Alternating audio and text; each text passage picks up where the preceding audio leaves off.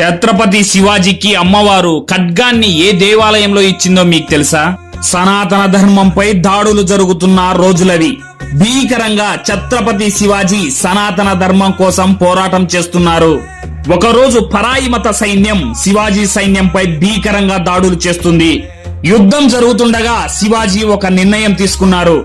హైందవ సామ్రాజ్యాన్ని స్థాపించాలన్నా, సనాతన ధర్మాన్ని కాపాడాలన్నా ఒక శక్తి అవసరం అనుకున్నాడు. యుద్ధం మధ్యలో వెంటనే తన గుర్రంపై శ్రీశైల మహాక్షేత్రం వెళ్లి భ్రమరాంబిక అమ్మవారి ఎదుట ధ్యానంలో మునిగిపోయాడు. యుద్ధం మధ్యలో ఛత్రపతి ధ్యానంలో కూర్చోవడం చూసిన తన సైన్యం ఆశ్చర్యపోయింది.